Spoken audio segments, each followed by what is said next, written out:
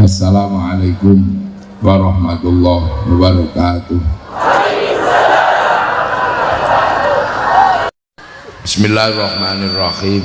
Bismillah, alhamdulillah, wassalatu wassalamu ala rasulillah Sayyidina Muhammad ibn Abdillah wa ala alihi wa ashabihi wa azwajihi wa dhurriyyatihi wa ahli baitihi wa man tabi'ahum bi ihsan ila yaumil qiyamah.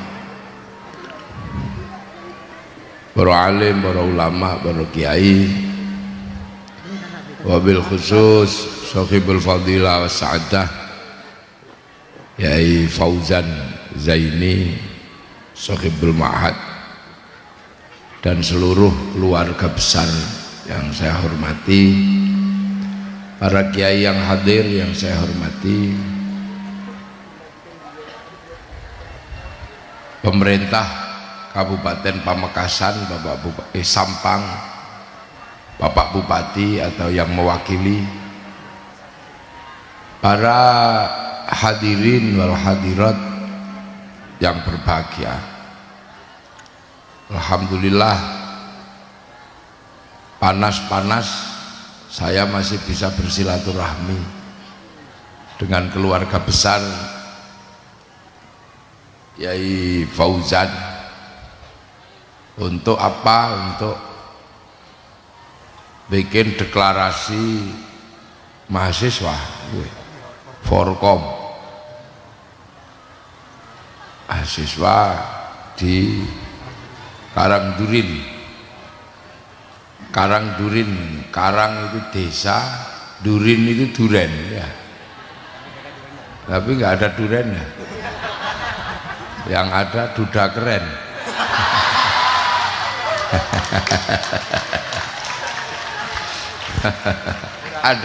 ada emang duda keren. Oh banyak. Karangdurin. Kurang durin. Jadi pertama saya mohon maaf ini duduk di atas.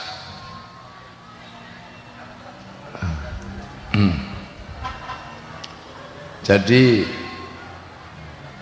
kita ini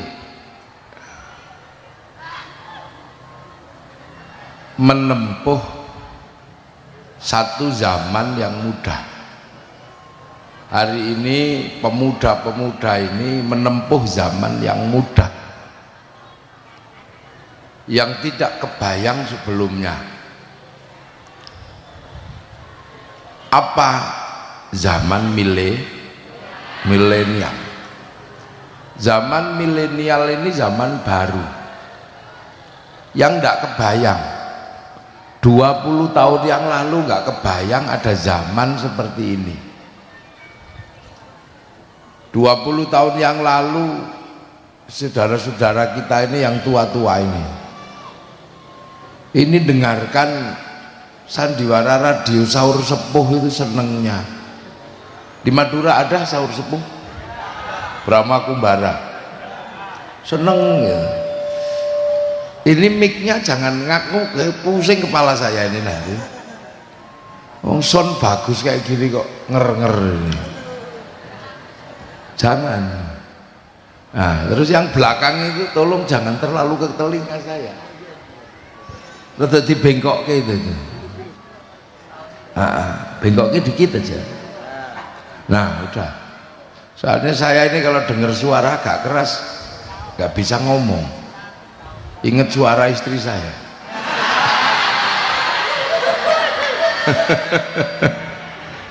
Jadi ini zaman baru, nggak kebayang. Orang Madura 20 tahun yang lalu itu mau ngelihat sesuatu itu mesti ke Surabaya, belanja radio aja ke Surabaya. Makanya orang Madura itu kalau ketemu orang Jawa di Surabaya sering salah paham. Orang Madura masuk ke Surabaya lihat bis, nanya ini bisnya siapa ini? Kirangan, Pak. Oh, Kirangan punya bis ya. lihat gedung tinggi lah, ini gedung ini punya siapa? Kirangan, Pak. Oh, Kirangan kaya sekali berarti. Ada pesawat, ini punya siapa? Kirangan, Pak. Oh, punya pesawat Kirangan. Begitu ada orang mati, siapa itu? Kirangan, Pak. Oh, ternyata Kirangan mati juga. Padahal Kirangan itu artinya nggak ngerti. Dikira Kirangan itu nama orang. Itu dulu suka gitu, sekarang paham. Orang Madura dianggap nyuri di Surabaya, nyuri. Tanya, kamu nyuri sama siapa? Katibi, Pak. Mana katibinya?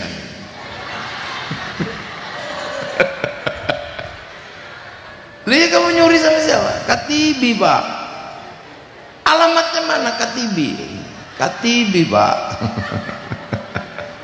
Sekarang saya ini sudah nggak bisa, saya ini sudah tahu modern ini. Bahasa Madura saya sudah mulai paham.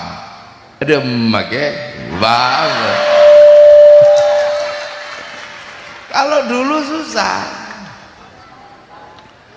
loh dulu. Ada iya, dari depan kayak Bung Karno, dari depan, dari belakang kayak Bung Kelaan.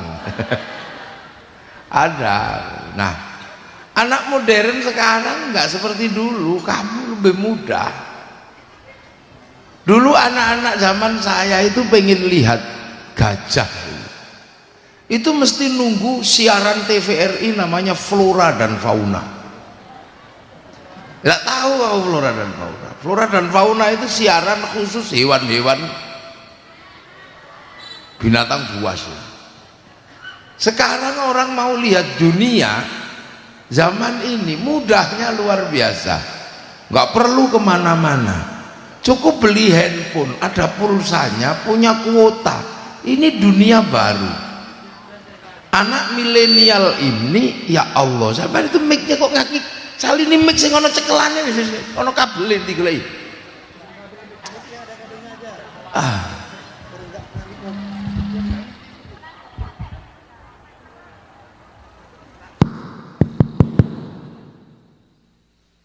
On odi. Ayo mana loh, ini kan nggak ngaknik kalau kayak gini. Memang sesuatu itu kalau nggak ada wasilahnya memang ngaknik.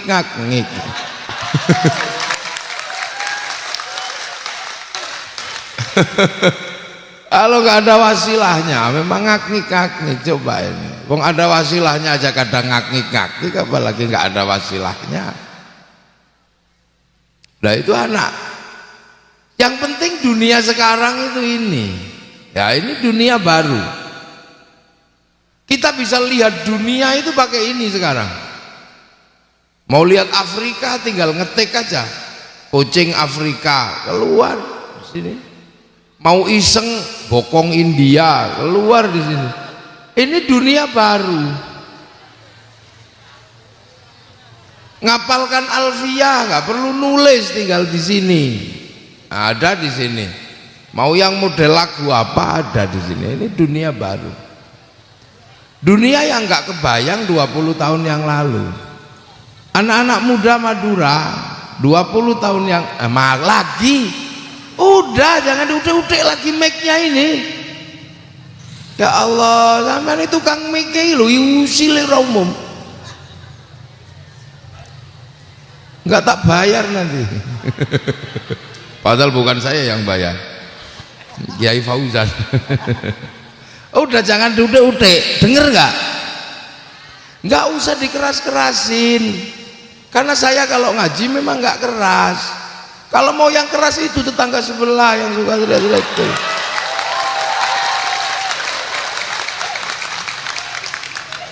Saya ngajinya begini, mau didengerin ya syukur, enggak ya terserah. Nah ini dunia baru, ini namanya milenial. Anak milenial ini enggak mengenal hal-hal yang dulu dikenal sebagai sesuatu yang indah. Orang dulu kalau pacaran, ya itu nunggu bulan purnama. Iya, terus pergi ke tepi pantai. Karena apa? Yang terang itu rembulan. Sekarang 24 jam ada listrik, maka rembulan mulai dilupakan. Maka tidak ada lagi rayuan rembulan. Kekasihku, wajahmu seperti purnama, udah lupa, udah nggak ada begitu. Anak milenial baru ini rayuannya aneh kalau pacaran. Kekasihku, aku nanti nggak mau lewat jalan selatan. Lah kenapa? Karena kalau lewat jalan selatan aku nggak mampu mengutarakan isi hatiku. ini anak milenial, anak baru. Jadi kalau lewat jalan selatan, kenapa? Aku nggak mampu mengutarakan hatiku. Nggak ada lagi rayuan-rayuan yang seperti dulu. Misalnya ini zaman baru yang tidak dikenal sebelumnya. Dek, apakah bapakmu ini sipir penjara? Kenapa? Karena engkau mampu memenjarakan aku dalam hatimu. Ini anak-anak milenial ini yang kecil-kecil ini dunia baru yang sebelumnya tidak dikenal. Dulu santri kalau ribut begitu dipisah selesai. Sekarang orang ribut nggak bisa selesai karena bisa WA-an sambil marah-marah. Oh telek kamu, gitu misalnya. Apa telek itu bahasa sininya? Ya pokoknya itulah. Anak milenial ini model baru semua. Disuruh bikin komitmen susah.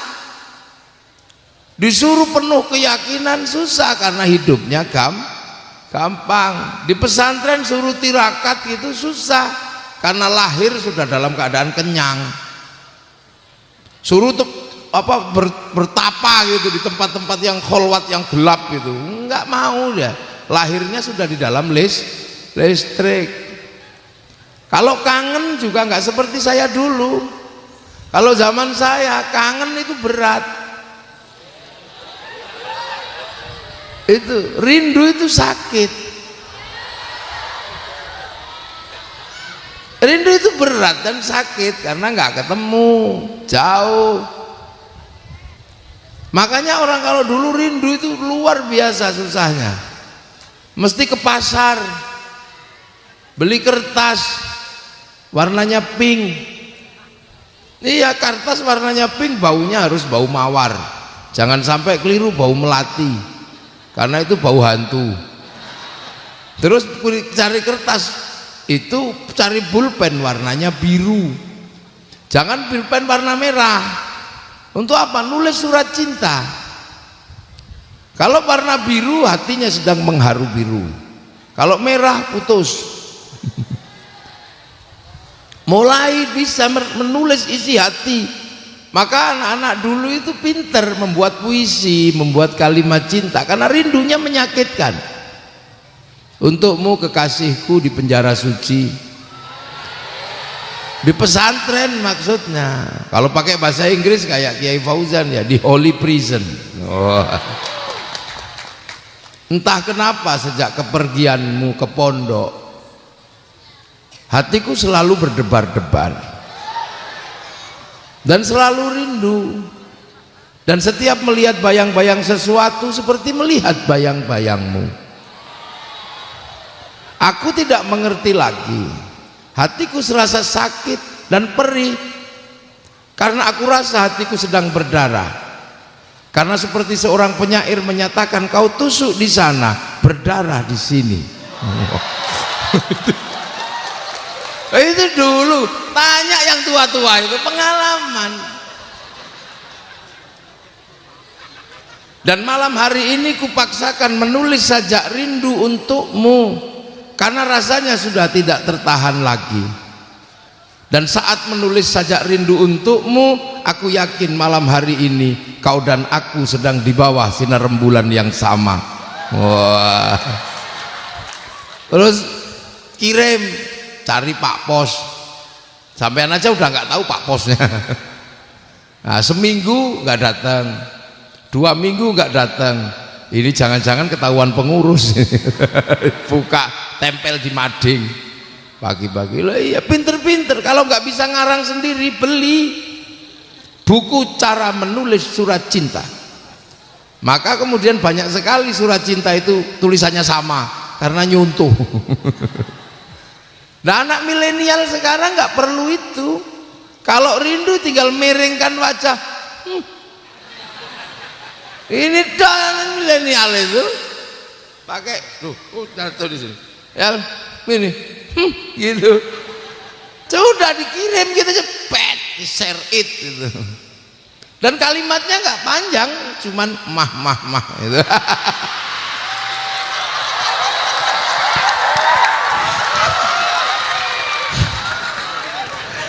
Ini dunia baru, dunia milenial. Anak-anak sekarang bisa itu. Dulu kita cuman berteman itu, punya teman itu sesama Madura. Orang Jawa berteman sesama tapi sekarang sampean bisa berteman dengan siapapun asal mau buka ini. Berkawan dengan orang Amerika, berkawan dengan orang Inggris. Saya punya anak usia 14 tahun. Kalau belanja sesuatu enggak di Indonesia, belanja sesuatu ke Amerika. Iya, kemarin barusan belanja dari Kanada, tak tanya, apa nak ini berapa harganya? 17.000. Loh kok 17.000 sudah dapat dari Kanada? Iya kan, cuman peniti. Nah, sekarang kita bayangkan peniti terus impor dari Kanada itu gimana caranya? Cuman 17.000. Tapi ini milenial, ini dunia baru. Dunia di mana anak-anak kita antar bangsa ketemu, antar negara ketemu, semua ketemu tanpa ada sekat, tanpa ada batas. Sampean bisa lihat anak-anak Korea pakai musik, pakai standar K-pop, tiba-tiba mencontoh anak Korea pakai rambut miring gini, boleh, gak ada yang larang, kecuali di pondok gak boleh. Lihat anak Amerika punya rambut celipir begini kayak ayam, kita nyontoh pakai rambut begini, tapi kalau kehujanan guling, aguling. Loh, itu terserah kamu mau sekarang tidak mau pakai aku cinta padamu, silahkan, nggak apa-apa, pakailah I love you. Nggak mau lagi pakai kerong kak. Nggak mau pakai itu, tapi mau pakai aku rindu kekasihku, I miss you. Terserah sekarang, balah. Kamu nggak mau makan makanan Madura, kamu langsung pakai makanan spaghetti dari Italia, nggak ada yang ngelarang. Dunia terbuka luar biasa sekarang, dunia yang sangat terbuka.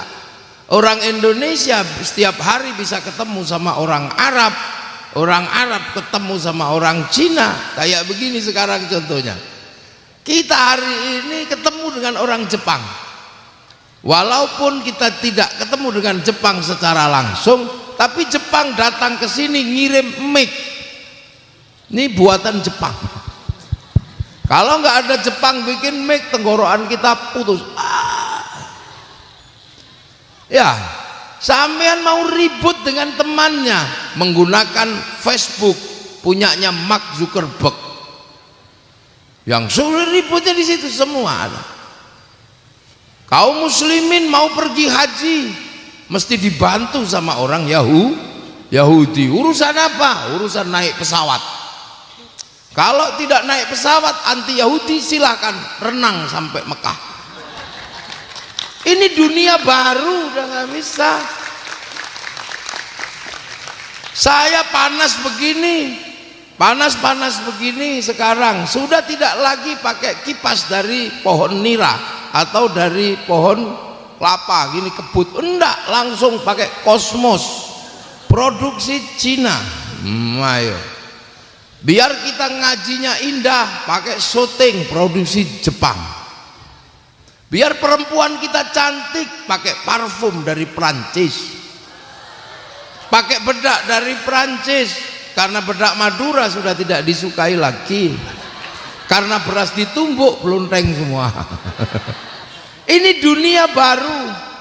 Para kiai pakai peci putih buatan Cina. Ini dunia baru yang di zaman Rasulullah tidak seperti itu. Arab ya Arab, Eropa ya Eropa, Cina ya Cina. Sekarang tidak bisa. Kita pakai baju, kalau baju Madura mahalnya luar biasa karena tenun. Akhirnya kemudian para santri putri pakai kerudung buatan Cina. Kainnya namanya kain Paris, 15.000 selembar. Ini dunia baru. Dunia baru, ini dunia yang sama sekali tidak dikenal sebelumnya.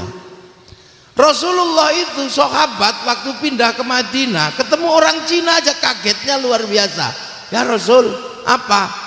Saya ketemu di Mekah nggak ada, nah terus di Madinah ada. Siapa? Orang kumisnya kiri dan kanan jenggotnya 12. Boh itu Cina. Makanya utrubul ilma walau bisin. Akhirnya sahabat Sa'ad bin Abi Waqqas melakukan perjalanan ke Cina, maka makamnya sahabat Sa'ad bin Abi Waqqas di Tiongkok makamnya. Jadi makanya ini umat Nabi Muhammad ini umat akhir yang ketemu dengan semua unsur di dunia yang nggak bisa pisah. Mau kita mau apa? Pisah.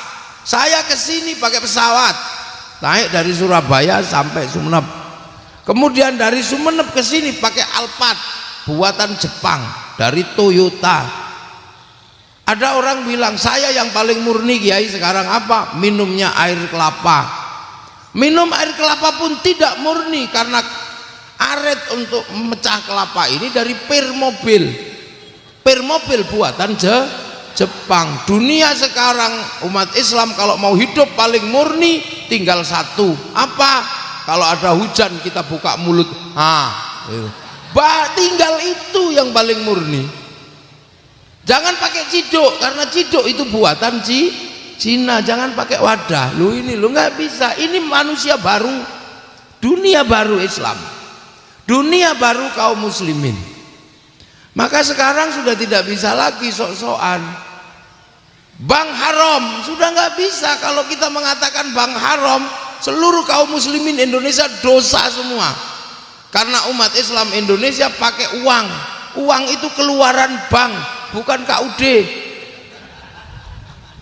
Pergi haji nabung di bank, baca Al-Quran sebelum dicetak dan dibeli oleh negara, percetakan Quran utang bank.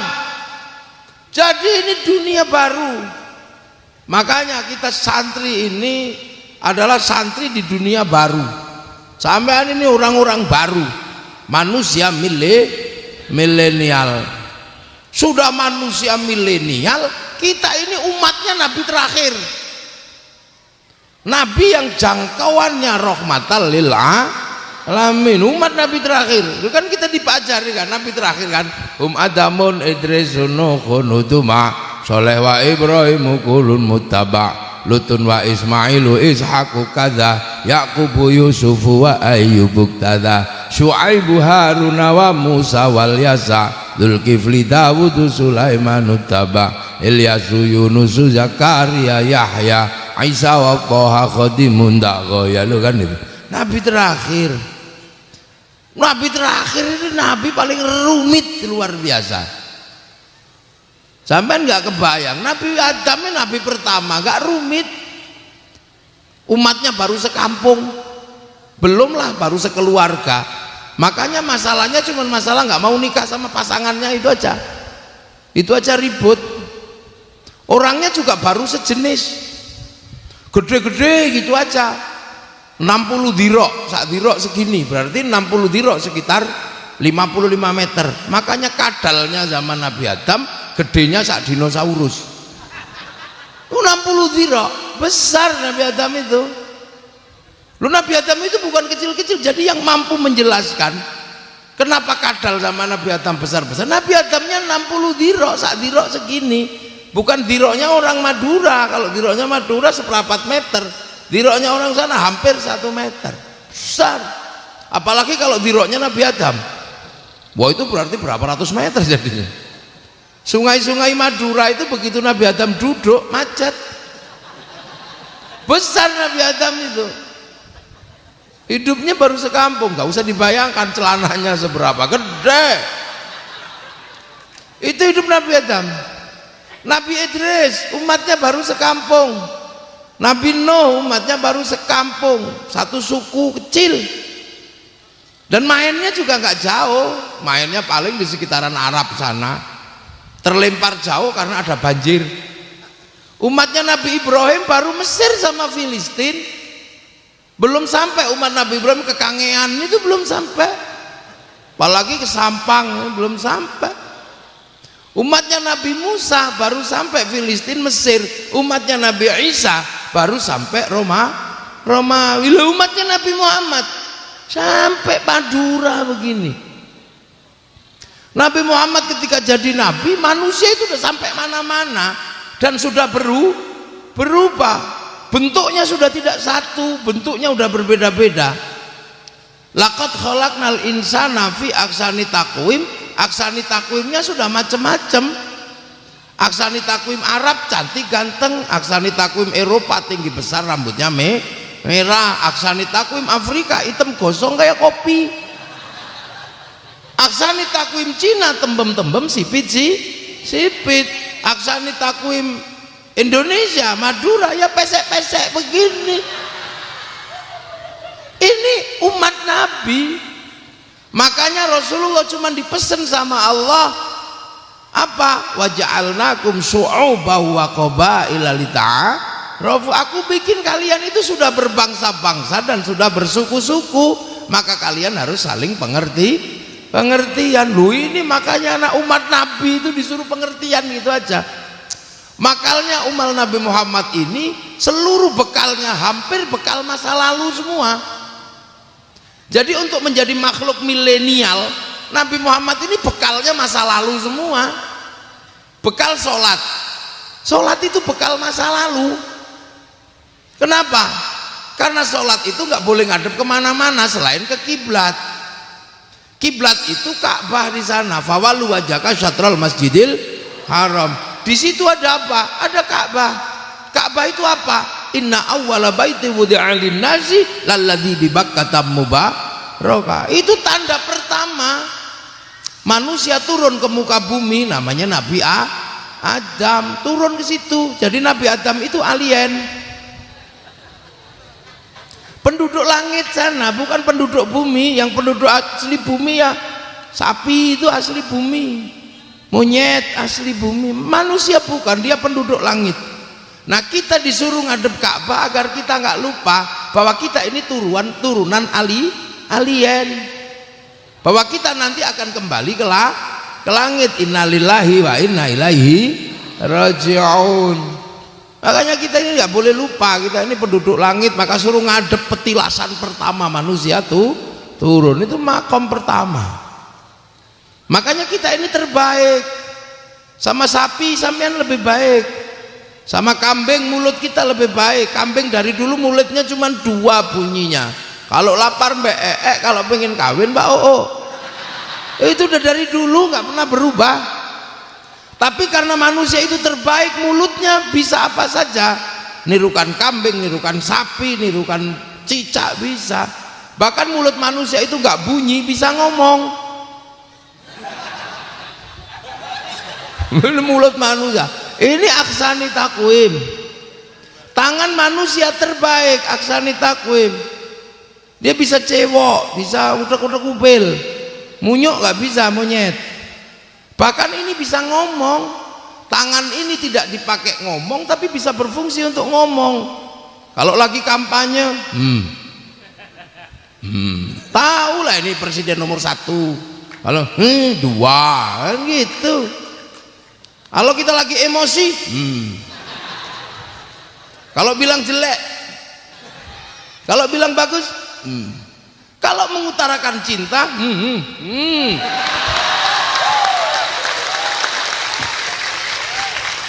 ini namanya aksani takwim, bentuk terbaik. Lah itulah Nah setelah bentuk terbaik itu kita disuruh agar gak lupa bekal masa lalu, nengok Ka'bah sehari 5 kali. Setelah itu dibekali apa umat Nabi Muhammad untuk menjadi makhluk masa depan, karena makhluk yang ketemu berbeda-beda, suruh haji. Haji itu nengok apa yang terakhir? Nengok Jabal Rahmah. Jabal Rahmah itu tugu cintanya Nabi Adam dan Siti Hawa.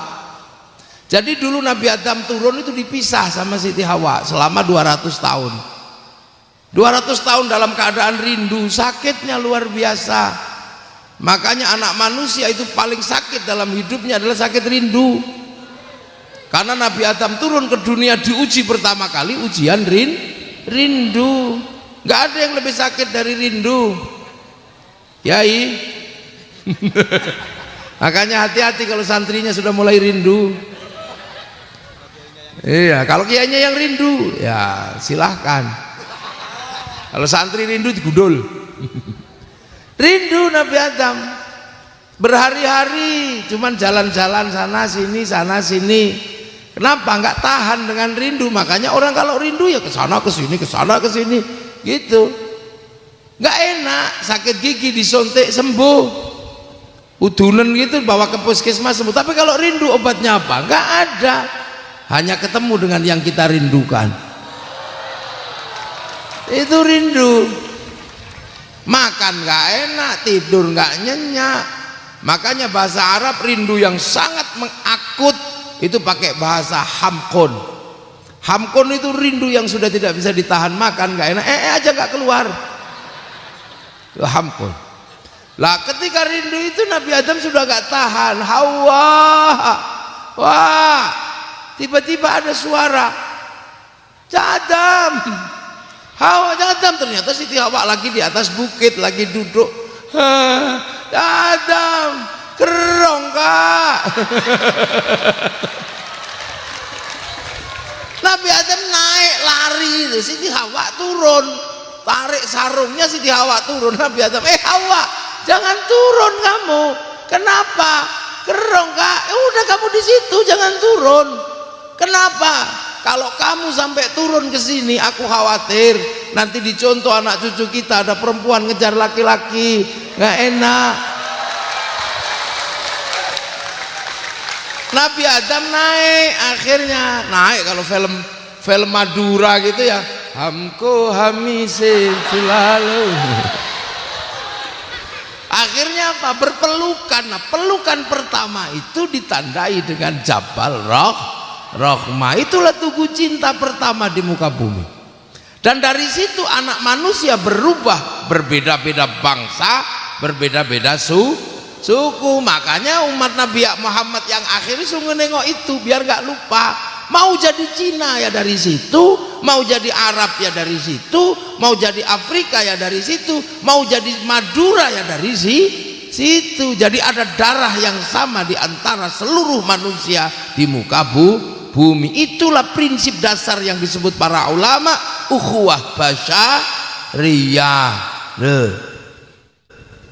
Makanya umat Islam Nabi Muhammad ini umat akhir, jangan ribut ketika ketemu bangsa berbeda. Sudah diajarkan waja'alnakum syu'uban wa qabaila lita'arafu, agar kita cuma pengertian aja.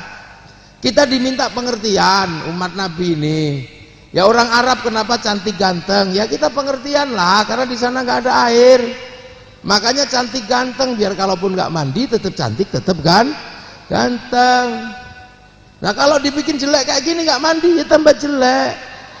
Makanya jarang air tapi wajahnya cantik ganteng. Orang Eropa kenapa tinggi besar rambutnya merah? Ya karena di sana ada musim dingin. Kalau musim dingin dibikin kecil-kecil gini, kedinginan mati. Maka dibikin besar karena kehilangan matahari tanpa ultraviolet selama 4 bulan. Saat kehilangan ultraviolet maka pigmen kulitnya berubah. Maka larilah ke Indonesia, berjemur di pantai-pantai Indonesia. Itu bukan pornografi, itu berjemur. Kamu aja yang ngeres. Makanya kita diminta pengertian. Ya sudah, kalau mereka datang ke sini, kasihlah satu pantai di Bali sana. Dan kamu kalau nggak ingin lihat jangan ke sana. Udah gitu pakai begini. Nah, kita pengertian. Makanya para ulama kalaupun jadi bupati, kalaupun jadi gubernur, jangan bikin perda syariah. Turis masuk ke Indonesia harus pakai jilbab. Pindah dia ke Thailand, pusing kita. Loh ini loh pengertian itu. Orang Eropa kalau musim dingin nggak punya daun, seluruh daun rontok di musim gugur. Makanya bulan Desember hari raya Natal itu pakai daun cemara, karena bulan Desember tidak ada satupun daun yang nempel selain daun cemara, karena daun cemara tidak mengenal musim gugur. Makanya Natal pakai daun cemara. Coba kalau Natal itu asli Sampang, bisa daun jambu, bisa daun mangga. Makanya nggak usah emosi. Jangan kau tanam cemara di depan masjid kami, itu pohon Kristen. Semenjak kapan pohon punya agama? Ini mulai dipersiapkan.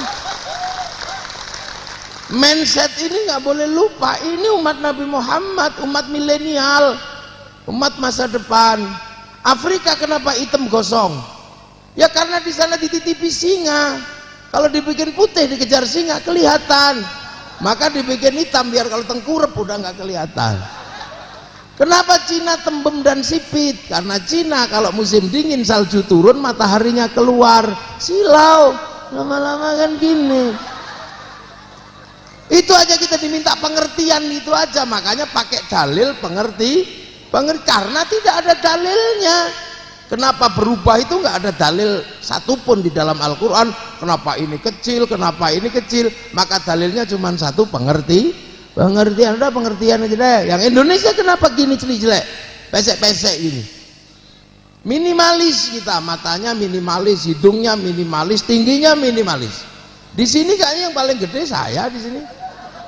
Yang ini kecil-kecil semua. Lah ya memang Madura jangan terlalu besar. Karena kalau orang Madura terlalu besar makanannya banyak. Di sini kan kalau musim kering sudah nggak ada padi. Makanya makanannya jangan banyak-banyak. Nah biar makanannya nggak banyak-banyak, daya tampung perutnya dibikin kecil-kecil. Biar awet. Ada masalah. Kita mungkin paling minimalis, paling kecil, tapi Allah menempatkan kita di belahan buminya yang paling indah, namanya Indonesia. Ada. Jadi umat Nabi Muhammad ini bekalnya lengkap dari awal. Jadi makanya umat Islam kalau ketemu bangsa berbeda nggak perlu kaget, karena kita sudah dikasih bekal Jabal Rahmah. Nah yang berat lagi itu adalah ketika Jabal Rahmah itu, Ka'bah itu pernah hilang. Itu dicari sama Nabi Ibrahim. Nabi Ibrahim mencari jejak yang hilang itu, berdoa. Begitu ketemu, Rabbana inni askantu min dzurriyyati biwadin ghairi dzi zar'in 'inda baitikal muharram. Rabbana liyuqimus sholata waj'al afidatan minan nasi tahwi ilaihim warzuqhum minats tsamarati la'allahum yashkurun. Akhirnya Nabi Ibrahim menemukan jejak ulang sejarahnya Nabi Adam. Maka jejak Nabi Ibrahim nggak boleh hilang. Bekas kaki Nabi Ibrahim diabadikan dengan namanya Maqam Ibrahim. Bekas kakinya, bekas mainnya Nabi Ismail, Khidir Ismail, Siti Hajar dengan Sofa Marwa, lempar batu dengan Jamarot Ula Wusta Aqabah. Dan kaum muslimin nggak boleh lupa, sebab kaum muslimin adalah jalur kenabiannya dari Nabi Ibrahim. Maka suruh haji. Tapi Nabi Ibrahim punya anak dua, yang satu Ishak, yang satu Ismail. Yang Ishak melahirkan Yakub atau Israel, dikenal dengan punya anak 12, Bani Israel. Dari Bani Israel lahir Nabi Musa bawa Yahudi, lahir Nabi Isa bawa Nasrani. Dari Nabi Ismail lahir Rasulullah bawa Islam. Dan itu ketemu hari ini. Makanya biar kalau ketemu gak ribut, diselesaikan oleh Allah melalui Isra Mi'raj, minal Masjidil Haram minal Masjidil Aqsa. Satu kiblatnya Masjidil Aqsa, kita Masjidil Haram. Ya sudah lah, kalau sudah ketemu gimana? Ya udah, kalau bisa ngajak-ajakan. Lah kalau nggak bisa ya doakan aja. Kama barok ta'ala Sayyidina Ibrahim wa ala ali Sayyidina Ibrahim. Dan sekarang ketemu semua di sini. Yang Islam ketemu sama Nasrani, yang Nasrani ketemu sama Islam. Ini makhluk milenial, makhluk baru, maka nggak usah heran. Nah ini ketemu semua, yang Islam ketemu Yahudi, yang ketemu ini, terus yang masih ribut ya di Palestina. Kalau Filistin ya pasti ribut, wong itu tanahnya Nabi Ibrahim yang dibangun oleh Nabi Sulaiman. Semua punya hak di situ. Yang Islam, Yahudi sama Nasrani punya hak di Baitul Maqdis. Maka ribut. Nah kenapa ribut? Ya namanya juga saudara. Kalau ribut di sawah, merebutkan sawah, biasanya saudara. Lah itu tinggalan nenek moyangnya ya pasti ribut. Islam punya hak di situ, Yahudi punya hak di situ, Nasrani punya hak di situ. Ya sekarang tawuran saling berebut. Nah yang menang siapa? Ya Yahudi sekarang. Wong Yahudi lebih pinter. Yahudi sudah mikir rembulan. Yang Islam mundur, bahkan celana cingkrangnya pasti kalah. Sampai mesti mikir itu. Yang sana sudah berbicara tentang perang nuklir, yang Muslim kembali berbicara tentang berkuda dan memanah. Yang sana sudah berbicara tentang luar angkasa, yang muslimin masih ribut masalah jenggot, masih celana cingkrang. Nah ya kalah lah. Karena apa? Kaum muslimin lepas kembali jadi makhluk masa depan, mundur. Nah ini mesti dipikir, maka sampean nggak usah ikut-ikutan yang model begitu-begitu. Belajar yang benar, lihat situasi. Oh iya, kalau ribut di sana pasti wong itu memang milik tiga agama. Siapa yang menang? Ya yang pinter. Dulu zaman Said Salahuddin Al-Ayyubi yang menang Islam, karena pinter-pinter semua. Nah sekarang kaum muslimin yang pinter tinggal santri, yang lain aneh-aneh aja, masuk gereja kafir. Nah ya kalau kayak gitu terus mundur. Ini itu mundur, kalau kayak gitu terus ya mundur terus itu kaum muslimin, mundur aja. Nah inilah, nah ini makanya kita ini diaji manhaj ke depan terus. Nah akhirnya kita mengikuti Rasulullah, tapi sampean kan bukan pengikut Rasulullah yang ketemu langsung. Rasulullah itu menjadi nabi bukan di Sampang, di mana? Di Makkah sana jadi nabi pertama. Makanya yang bisa mengikuti Nabi ya orang Mekah. Jadi yang beriman pertama kali bukan orang Sampang, orang Mekah sana. Ini ya orang Mekah namanya Abu Bakar, Umar, Utsman, Ali. Gak ada sahabat namanya Joni, itu gak ada. Nah orang yang ketemu sahabat tapi tidak ketemu Nabi disebut tabi'in. Nah orang yang ketemu tabi'in disebut apa? Tabi'ut tabi'in. Nah sampean ketemu tabi'ut tabi'in? Ya enggak. Sampean ketemu, yang ketemu tabi'ut tabi'in disebut tabi'ut tabi'in. Dan begitu sebenarnya yang kita ketemu. Nah sampean ketemu siapa? Sampean ketemu Kiai Fauzan. Ini kiaimu yang ngajarkan kamu menjadi orang amanu amilus solihat. Ini beliau ini. Pangkatnya apa? Pangkatnya ya cuman ulama. Ini muridnya Kiai Kafabi di Lirboyo sana. Ini cuman muridnya Kiai Kafabi, bukan murid Rasulullah langsung. Maka kita jangan sok-sokan merasa murid Rasulullah.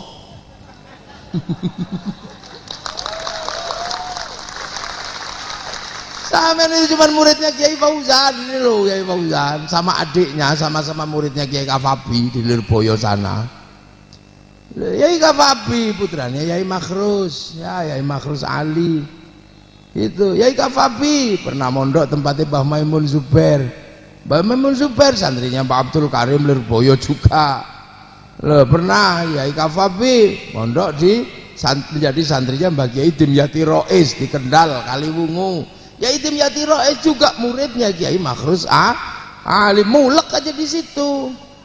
Nah Kiai Lirboyo itu muridnya Mbak Abdul Karim. Ketemu Islam karena diajari Mbak Abdul Karim. Mbak Abdul Karim ngerti amanu, ngerti iman, diajari sama Kiai Hashim Asy'ari dan Kiai Khalil Bangkalan. Kiai Asy'ari ngerti iman, Kiai Hashim ngerti iman, diajari Kiai Asy'ari. Kiai Asy'ari ngerti iman karena diajari sama Kiai Khairon. Mbah Khairon ngerti iman, diajari sama Mbah Abdul Wahid di Solo Tigo sana. Solo Tigo diajari Mbah Abdul Halim di Boyolali.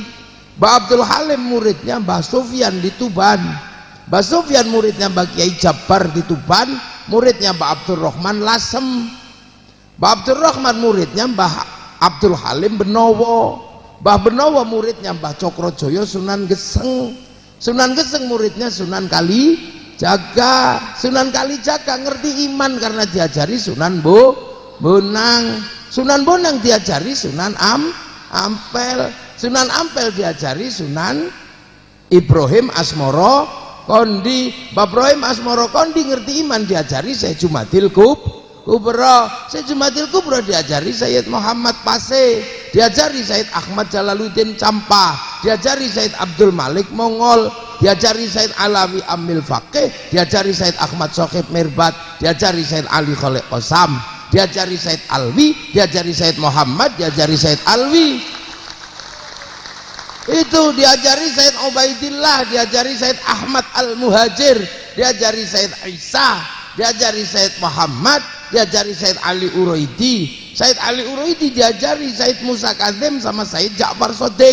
Sayyid Ja'far Shadiq diajari Sayyid Bakir, Sayyid Bakir diajari Sayyid Ali Zainal Abidin, diajari Sayyidina Hasan Husain, diajari Sayyidina Ali. Nah ini yang muridnya Rasulullah Muhammad sallallahu alaihi wasallam. Makanya kita ini menjadi muslim disebut muslim ahli sunnah wal jamaah. Ahli sunnah ya nabi, wal jamaahnya sahabat, wal jamaahnya sahabat itu tabi'in, wal jamaahnya tabi'in itu tabi'in. Kita ini wal jamaahnya ulama. Maka biar nggak lupa kita kedudukan sebagai muridnya ulama, maka kita dibikinkan wadah Nahdlatul Ulama. Itu intinya. Makanya biar kita nggak konslet. Lah anak milenial banyak yang konslet karena bisa baca hadis secara langsung merasa umatnya muridnya Rasulullah, jenggotnya dipakai, jubahnya dipakai, ya konslet semua.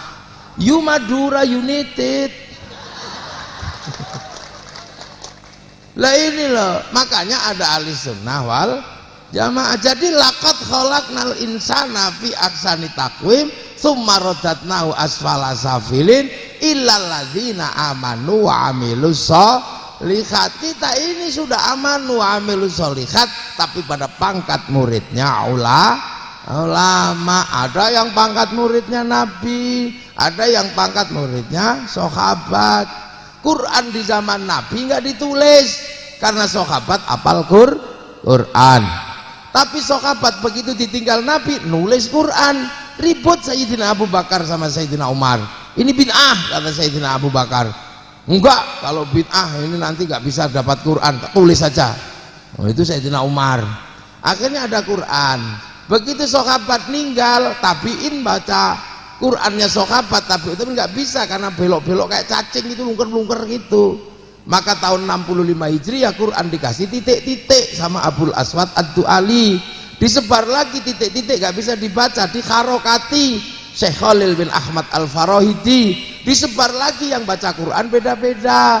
Lidah Arab masih gak masalah, tapi lidah Spanyol wadduha keluarnya wadduhai, lidah Turki mustaqim, lidah Jawa alhamdulillah kamdu, ya hayu ya qayyum, ya kayuku ya umum.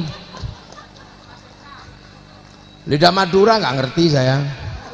Kalau lidah Bali sirotol ladzina an'amta alaihim ghairil maghdubi alaihim waladdallin Bali. Orang Bugis alaihim. Makanya dibikinkan ilmu baru namanya At-Tajwid fi Qiraatil Quran yang nulis Abu Ubay Qasim bin Salam. Udah kayak begini.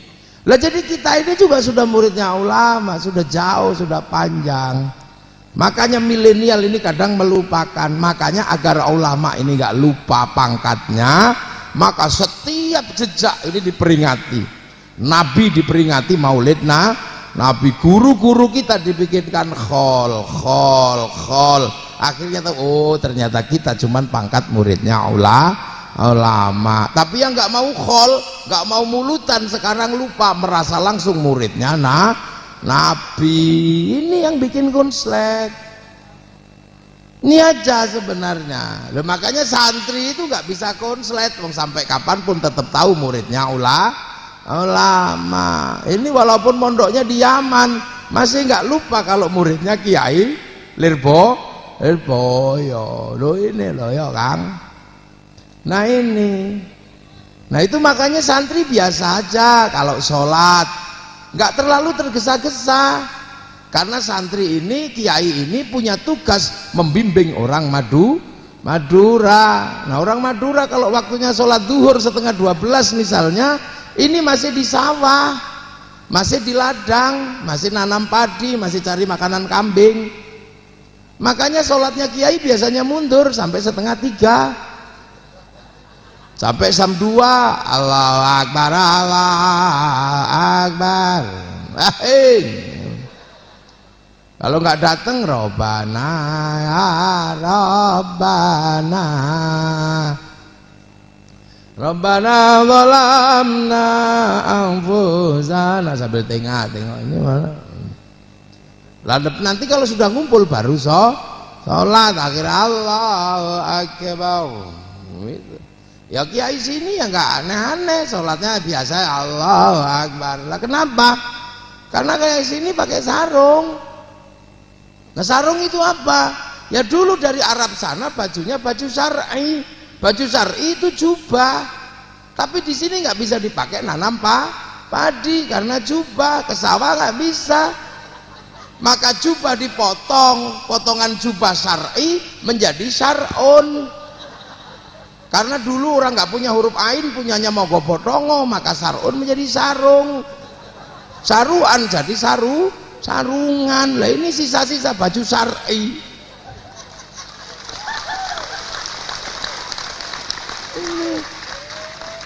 Lah aurat laki-laki itu baina surra warukbah, antara pusar sama lutut dilinting. Maka kalau santri sholat ada cantolannya. Makanya Allahu Akbar nggak masalah mau nyantol. Sekarang Allahu Akbar segini karena nggak punya sarung, khawatir melorot. Biasa aja. Wih, itu karena dulu datang ke sini itu biasa. Islam di Arab ya begitu masuk Persia dulu zaman Sayyidina Ali beda lagi. Orang Persia menyembah api Persia itu ditaruh di bangunan tinggi namanya Manaro. Begitu orang Persia masuk Islam yang agamanya Majusi, akhirnya apinya dibuang, Manaronya ditaruh di depan masjid. Lah orang melihat Manaro kok bagus, maka semua pengen bangun Manaro. Sampai Madura namanya menara, itu tiang api Majusi. Karena Raja Rustum masuk Islam, orang Madura menyebutnya Rustam. Itu mertuanya Sayyidina Husain. Mertuanya Sayyidina Husain, bisanya Sayyidina Ali itu Rustum, orang sini menyebutnya Rustam. Pernikahan Sayyidina Husain dengan anak Raja Rustum melahirkan Sayyid Ali Zainal Abidin. Tapi Sayyidina Husain terbunuh di Karbala tanggal 10 Asyura. Maka orang Madura memperingati Asyura dengan bulan Sura kan? Ya Sura apa Sura sini? Sora, dengan Sora itu ekornya Asyura. Karena orang Indonesia ini kalau menyebut Arab kepanjangan, ekornya yang diambil.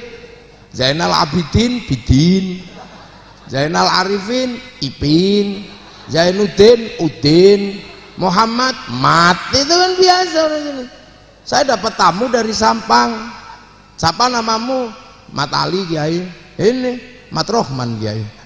Mat itu Muhammad, jangan Mat gitu aja. Begitu Kiai, baru tahu saya kalau Mat itu dari Muhammad. Ya, Mat itu Muhammad.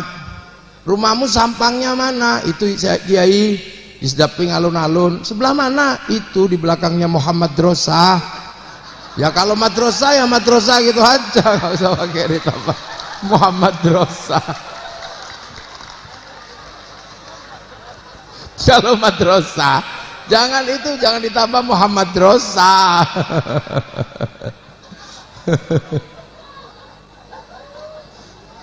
Duh, makanya Islam itu indah. Kalau tahu pangkatnya itu nggak ribet. Loh, makanya bulan Sora itu santri-santri di sini itu biasanya tidak bikin pernikahan karena itu bulan duka. Bikin bubur merah putih karena tanda darah yang tumpah, tulang yang pecah, dan bikin santunan anak yatim. Loh, itu kan cara kita memperingati. Itu bukan Syiah, itu duka seluruh kaum muslimin di dunia. Yang paling suka mensyiahkan surah paling Wahabi, paling itu aja, karena musuhan dari dulu, takut kalah sama Iran. Sampai anak muda harus tahu itu ya.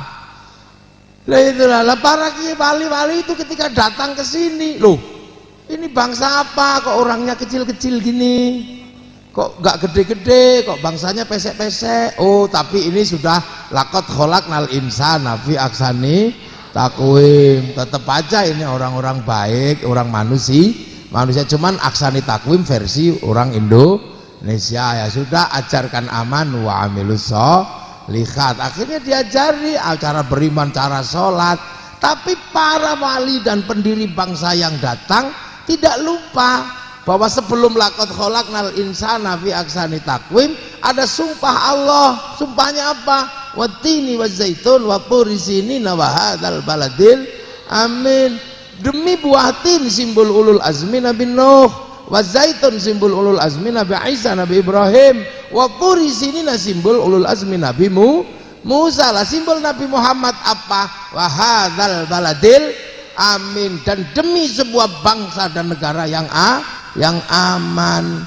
Maka para wali selain mengajarkan aman wa amilus sholihat, membentuk baladil amin, membentuk bangsa negara yang aman. Caranya bagaimana? Nah, ini nanti tak ajarkan, kalian anak muda harus tahu biar nggak keliru.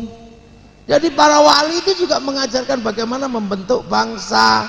Nah, sementara ketika mereka datang ke sini, beliau-beliau datang ini sudah punya bangsa, punya negara, punya negara terkuat di dunia, namanya Majapahit.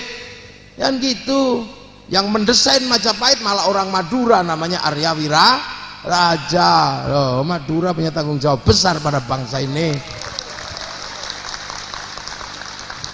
Loh, itu Arya Wiraraja mendesain perang besar dengan Mongolia, sehingga bangsa penakluk Eropa, bangsa penakluk Arab, bangsa penakluk Cina takluk dengan bangsa Nusantara. Nah, para wali datang ketemu Majapahit, apa enggak pusing gitu ketemu dengan Majapahit?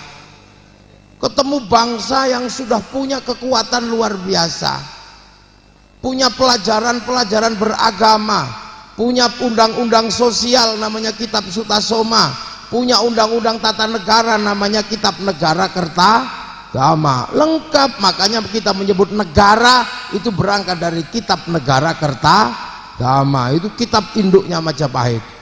Sudah kuat, makanya kita ini jadi bangsa kuat. Jangan pernah menganggap bangsa kita bangsa lemah.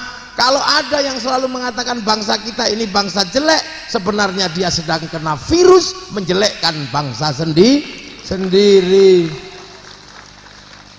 Bangsa jelek, bangsa jelek, bangsa jelek.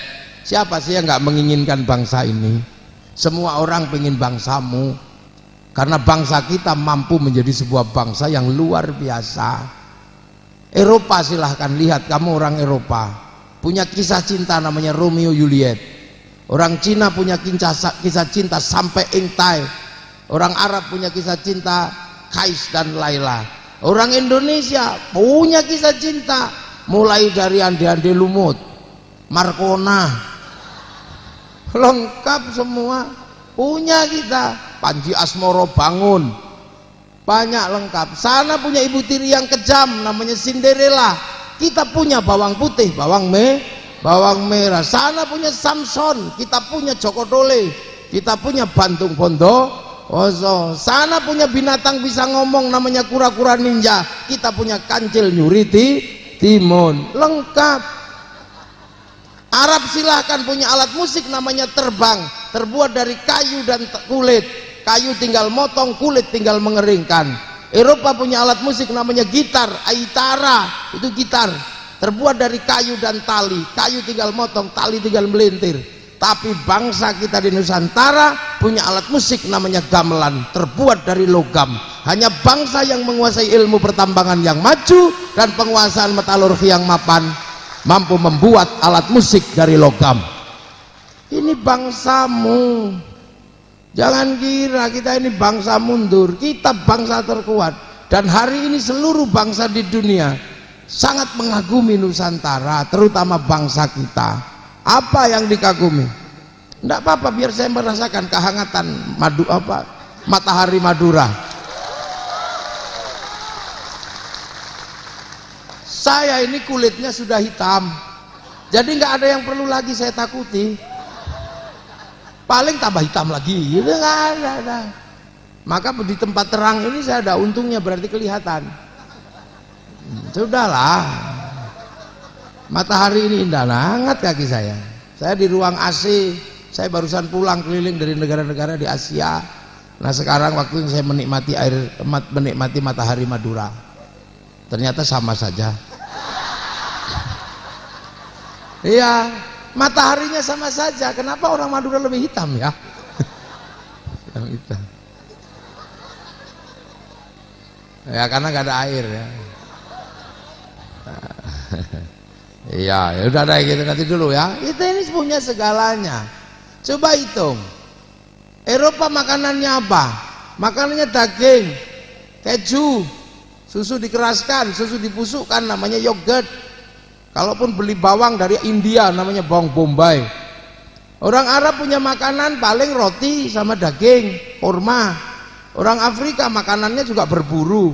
Makanan paling banyak kita mulai dari jagung, mulai dari ketela, mulai dari padi lengkap. Bahkan makanan paling ekstrim itu bisa dimakan, namanya gadung. Apa di sini gadung? Apa? Gedung. Gedung. Oh, gedung itu besar. Gedung. Jadi itu makanan paling ekstrim, yang bisa makan itu cuma orang Indonesia. Padahal yang makan itu jangankan manusia, gendruwo mabuk. Loh, makanya ada cerita di Lirboyo, Mbah Manap Lirboyo 56 tahun itu ngerowot puasa dengan makan makanan yang tidak bernyawa, terus makan makanan yang ada di dalam tanah. Yang dimakan uwi itu apa di sini? Obi. Makanannya obi. Tapi lama-lama obi ini dicuri sama gendruwo. Akhirnya Mbak Manap jengkel, dikasih genti sama gedung. Kasih gedung, akhirnya gedungnya dimakan sama gendruwo. Jam 12 malam Pondok Lirboyo ambruk. Karena gendruwonya mabuk. Sama Mbak Manap dikasih minum minyak jarak, sembuh. Oleh Mbak Manap disuruh nimba pakai pring panjang, itu namanya senggot, ya tahu misalnya apa. Nimba kriat kriut. Makanya kalau santri Lirboyo dengar malam-malam ada suara kriat kriut masih tahu, oh itu gendruwo gitu. Tapi sekarang gendruwonya pensiun karena Lirboyo punya sanyu.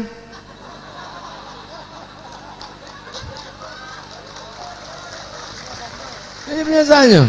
Apa yang paling banyak? Hantu. Paling banyak hantunya orang Indonesia.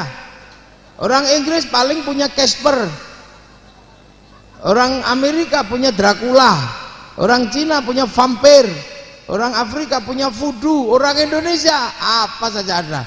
Gendruwo, kuntilanak, wewe gombel, kocong, kolor hijau.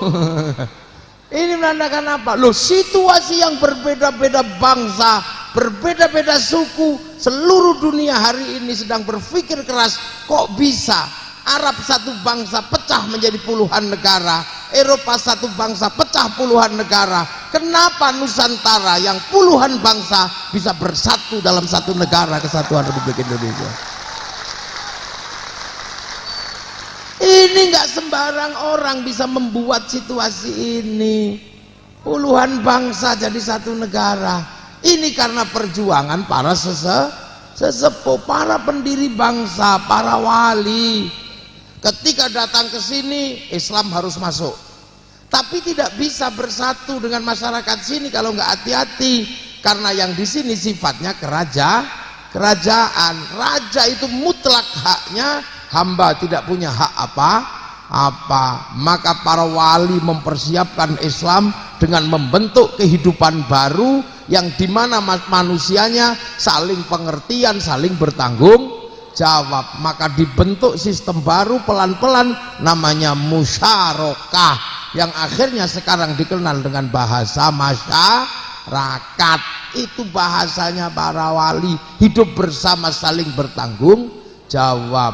Tapi musyarakah nggak bisa jalan kalau raja dan hamba tidak punya kesepakatan. Raja menindas hamba, hamba mutlak harus patuh pada raja.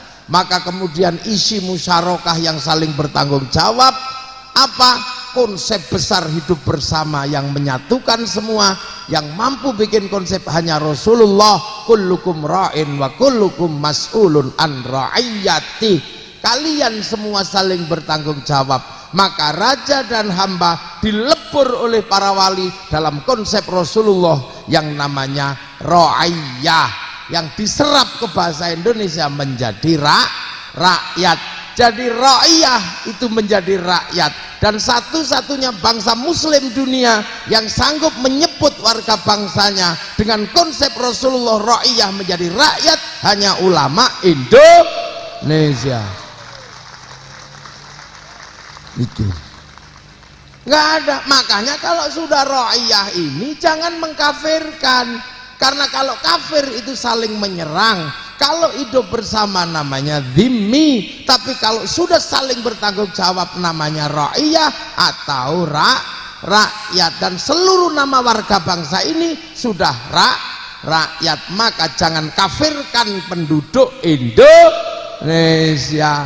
Ini loh kenapa kiai-kiai NU dan sepuh-sepuhnya nggak mudah kufar kafir, karena orang Indonesia sudah ra'iyah atau rakyat. Ini denger kayak gini itu. Maka yang muda-muda jangan kafir, masuk gereja kafir, jangan nonton film Korea kafir, jangan gitu Mas ya. Ini bedanya santri. Makanya kiai-kiai ini jarang bikin keputusan yang semena-mena, mikir panjang.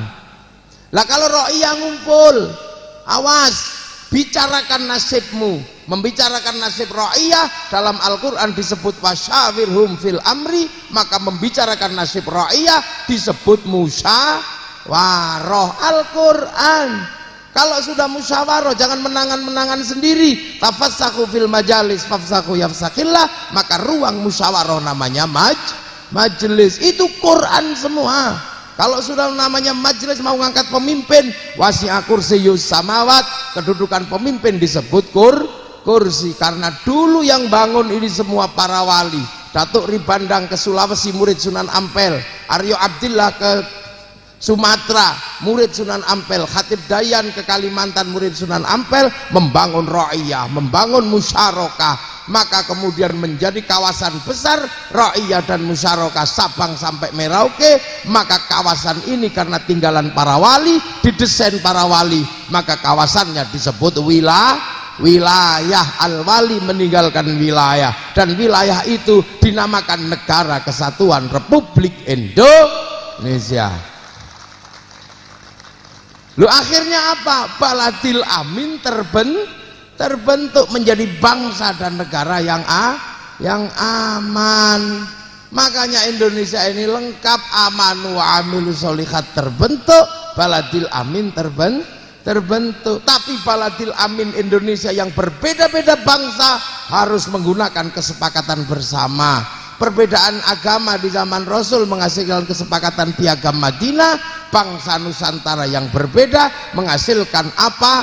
Menghasilkan kesepakatan namanya Pancasila. Pancasila inilah simbol baladil amin Indonesia. Yang menentukan bahwa Pancasila itu sah secara syar'i atau tidak adalah Kiai Hasyim Asy'ari, pendiri Nahdlatul Ulama. Ketika semua orang ribut bab Pancasila, Bung Karno mengutus Kiai Wahid untuk pulang ke Tebu Ireng. Maka Mbah Hasyim Asy'ari kemudian minta waktu 2 hari untuk istikharah. Hari pertama mengatamkan Quran, kemudian membaca Fatihah 350.000 kali Fatihah. 1 kali Fatihah dibaca ulang sebanyak 350.000 kali. Kemudian 1 malam beliau sholat hajat 2 rakaat. Rakaat pertama yang dibaca surat At-Taubah 41 kali, rakaat kedua surat Kahfi 41 kali. Keputusannya apa? Pancasila sudah betul secara syar'i. Dan semenjak itu santri tidak pernah lagi mempersoalkan Pancasila. Makanya bendera Nusantara yang berbeda-beda, bendera merah putih, bukan bendera NU. Kalau bendera NU menyatukan orang NU, bendera Muhammadiyah menyatukan orang Muhammadiyah, bendera Coca-Cola menyatukan Coca-Cola, bendera Syekh Hermania menyatukan Syekh Hermania, tapi tidak bisa mempersatukan Nusantara. Yang mampu mempersatukan Nusantara adalah merah putih. Maka Belanda paling benci merah putih. Siapapun yang mengibarkan merah putih akan ditembak sama Belanda. Akhirnya para ulama mengibarkan merah putih di atas rumah. Belanda masih curiga tiang rumah dikasih tebu, masih curiga tiang rumah dikasih padi, masih curiga dikasih pisang, masih curiga dikasih kelapa, masih curiga, datang bawa tumpeng sama ingkung, makan di situ. Oh, kata Belanda, oh cuman mau makan. Ternyata begitu makanannya habis, padinya mengering, tebunya mengering, pisangnya rontok, kelapanya mengering, yang tersisa tinggal merah putih. Ini cara perlawanan bangsa untuk punya merah putih. Makanya kemudian ketika merah putih dia tambah biru sama Belanda, disobek sama santri, lahirlah peristiwa besar 10 November. Dan yang paling bertanggung jawab terhadap 10 November adalah santri ketika bikin resolusi jihad 22 Oktober yang ditandatangani langsung oleh Kiai Hasyim Asy'ari, iskariman aumut syahidan. Makanya siapapun tidak bisa menolak bahwa 10 November adalah akibat 22 Oktober. Makanya 22 Oktober mutlak menjadi hari santri Indonesia. Maka yang bukan santri biasanya menolak karena bukan santri. Itu. Makanya merah putih begitu disobek, ribuan nyawa, ratusan ribu nyawa berjuang untuk menegakkan merah putih. Anak milenial nggak ngerti kalau merah putih pernah minta darah dan nyawa. Karena anak milenial taunya merah putih hanya berharga 50.000. Tapi itu semua dulu minta darah dan nyawa. Sekarang merah putih tidak minta darah dan nyawa, cuman minta kita mengangkat tangan kita. Gitu aja, ada yang musyrik, ada yang bid'ah. Ini pasti waktu zaman perang nenek moyangnya tidak ikut perang melawan Belanda. Yang mengalir bukan darah pejuang. Ini loh bangsa, kita punya caranya sendiri untuk membentuk Baladil Amin. Tiba-tiba ketika Baladil Amin terbentuk dengan Pancasila, dengan merah putih, ada yang mencoba karena tidak suka dengan negara, tidak suka dengan pemerintah, mencoba menganggap bangsa ini sakit. Karena bangsa ini sakit, maka mereka datang membawa Hizbut Tahrir, seolah-olah Hizbut Tahrir akan menyelesaikan persoalan bangsa. Jangan lupa, Hizbut Tahrir didirikan oleh Taqiyuddin An-Nabhani untuk apa? Menjadi penyelesaian bangsa Filistin. Dan Hizbut Tahrir gagal, maka jangan kau bawa produk gagal masuk ke Indonesia. Ikhwanul Muslimin dibikin oleh Hasan al-Banna untuk menyelesaikan problem masyarakat Mesir, dan itu gagal, maka jangan kau bawa sini untuk menyelesaikan masalah Indonesia. Hizbut Tahrir dengan bendera kalimah tauhid di Palestina gagal menyatukan bangsa Filistin, kau bawa ke sini. Ini bendera tauhid bukan, itu bendera Hizbut Tahrir. Kami tahu bendera kami merah putih, bendera la ilaha illallah adalah benderanya Hizbut Tahrir. Kalau warna hijau itu benderanya Saudi Arabia, tapi kalau hitam tulisan seperti itu bendera Hizbut Tahrir. Nggak ada, maksud saya nggak nunting ke sana. Itu bendera Hizbut Tahrir. Kalau itu bendera tauhid, pasti Kiai Hasyim sudah mengajarkan itu, pasti Kiai Dahlan mengajarkan itu. Karena tidak ada yang mengajarkan kami itu bendera tauhid, maka kami tahu itu bendera Hizbut Tahrir. Orang Indonesia membuat bendera tauhid hanya dipakai ketika ada orang meninggal untuk menutup keranda mayat. Dan kalimat tauhid tiap hari kita pakai tahlil la ilaha illallah. Maka jangan kau katakan kalau kami anti benderamu, kami anti la ilaha illallah. Tidak, kami setiap tahlil menggunakan la ilaha illallah. Tapi karena kalian baru datang dan belum mengerti cara meletakkan di tanah Nusantara, maka kau kibarkan kemana-mana karena belum mengerti cara meletakkannya. Tapi kalau kau sebut kami anti la ilaha illallah karena anti benderamu, jangan kau katakan itu. Kami anti bendera PKI Palu Arit. Tapi kalau kami ke sawah tetap pakai arit, pergi nukang tetap pakai palu. Oh, itu cara memahami bangsa. Makanya kalau konsep amanu amilu solikatnya Hizbut Tahrir silakan pakai, tapi baladil aminnya Hizbut Tahrir untuk Filistin. Konsep baladil aminnya Ikhwanul Muslimin adalah konsep baladil aminnya Mesir. Maka tidak cocok untuk membentuk baladil amin Indonesia karena kami puluhan bangsa bersatu dalam satu negara kesatuan Republik Indonesia. Ini cara memahami bahwa ada perintah baladil amin, bentuk keamanan bangsa dan negara. Makanya kita ini biasa aja, santri nggak pernah aneh-aneh karena muridnya ulama. Kalau sholat ya Allah Akbar, wong sinyalnya jauh ya kan. Kalau sinyalnya di Mekah sana deket, pemancar utama, kita pemancar lokal, maka Allah Akbar, sinyalnya hilang, ada bakul bakso, ada ting-ting bakso. Bismillahirrahmanirrahim. Sabisma rabbikal a'la alladzi khalaqa fasawwa. Lama ini. Lama. Biasa, makanya kepala kita ingat apapun, makanya kalau sholat bocor ditambal habis sholat la ilaha. Enggak usah protes. Sahabat murid Rasulullah terdiam kalau zikir, yaitu Rasulullah dan sahabat. Murid Rasulullah kalau zikir diam hatinya kepada Allah. Muridnya Kiai Fauzan diajak diem, ya tidur. Nah, ahli sunnah wal jamaah. Ya, murid Rasulullah di Mekah sana kalau puasa ya khusyuk. Wong keluar lihat rumahnya padang pasir. Siapa yang pengen makan padang pasir? Tapi orang Madura kalau puasa nggak khusyuk. Keluar rumah lihat jambu, lihat mangga, daripada nggak khusyuk tidur. Maka ada hadis tidur yang paling terkenal, naumu shaimin ibadatun. Karena tidur terus Kiai Fauzan kesepian, maka pergi ke pasar beli mercon. Makanya di Indonesia, di Madura kalau bulan puasa dar. Maka tidak, siapapun nggak boleh emosi kalau ada mercon, karena bagi santri mercon adalah perangkat ahli sunnah wal jamaah. Ya ini cara kiai dan ulama wong di Madura. Kalau malam doktek, kalau habis puasa halal halal. Murid ulama kalau haji tidak langsung ke Mekah, tapi transit dulu di alun-alun Sampang, pakai kain ihram, labbaik Allahumma hajjan, tapi Ka'bahnya triplek, itu biasa. Terus nanti ke asrama haji Sukolilo diantar bis, yang pergi haji masuk asrama, yang mengantarkan belok kebun binatang. Biasa. Itulah caranya ulama. Ujung tombak Islam di wilayah yang berbeda-beda. Sampean kenal Nabi? Ya nggak kenal, nggak pernah ketemu. Wong muridnya Kiai Fauzan. Maka cara membangun cinta pada Rasulullah berbeda. Kalau sahabat ya, assalamualaikum ya Rasulullah, sahabat.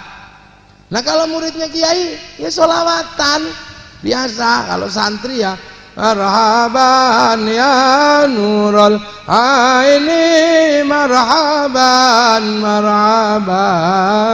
Santri yang muda-muda, wassalamun mustamirun kulakhini atajandat. Santri yang muda-muda, yang tua-tua, halo ya Nabi, assalam alaika ya Rasul. Santri yang ikut terbangan isyari tanakal tawa selalu punya gaya masing-masing. Ibu-ibu yang suka di pasar, santri perempuan yang suka dangdutan, gayanya beda. Ya Rasulullah salamun alaik ya Rabbi Aisyah fatayaji ya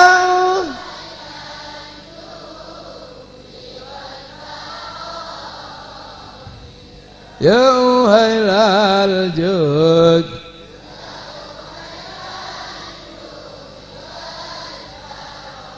duhai senangnya. Nah, lah ini muridnya ulama, riang gembira. Islam itu kalau dipegang ulama yang mengerti standar ngomong santri, ngomong muridnya ulama, nggak ribet, indah. Yang suka lagu India ya Indianan, ya Rasulullah salamun alaik ya Rah. Nah, langsung nyantol. Atfataya jiratal ya uwailal ju nahnu jiranum bilal aramil ighzan na'riful badha was-safa wal bay tumhi homat aduh tumhi hol. Itu India. Yang orang Jawa ya lagu Jawa, ya Nabi salam alaika ya Rasul salam salam angeli ya numpak perahu layar. Itu Jawa. Yang orang Sunda ya gaya Sunda, ya Rasulullah salam salamun alaik ya Rafi'a syaniwan adfataya jiratal ratal alami ya uhailal ju eslilin macece kelapa muda. Orang Banjarmasin ya Rasulullah salamun alik munalik ya Rafi'a syaniwa darojiat fatayaje rotal alami ya uhailal ju diwal karom kota baru gunungnya Bamega itu kehidupan ulama memperkenalkan cinta pada Rasulullah. Makanya Gus Dur bikin sholawat lagunya dangdut. Astaghfirullah Astaghfirullah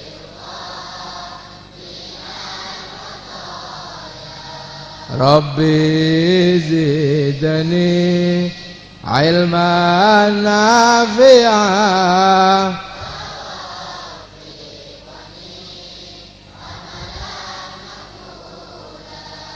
Tuhan pengasih lagi penyayang, tak pilih kasih, tak pandang sayang. Itu lagunya Ida Laila, grupnya Awara. Ida Laila itu korek terbaik dari Gresik, korek Jawa Timur, bikin grup Awara yang ngarangkan lagu Ahmadi sama Abdul Qadir. Maka lagunya bagus-bagus, nggak kayak sekarang lagunya bikin pusing. Di mana, kemana? Orang ini gimana? Orang kok nanya terus. Sampai Ayu Ting Ting itu suaminya hilang nggak tahu. Ada lagu nggak ada suaranya, bokong tok. Seru lagunya Inul. Goyang setan ini. Sampai kiai-kiai stres mikirin itu. Ini goyang setan, goyang iblis ini. Yang nggak apa-apa cuman Gus Dur tok. Nggak apa-apa Mbak Inul, gitu aja kok repot, kata Gus Dur.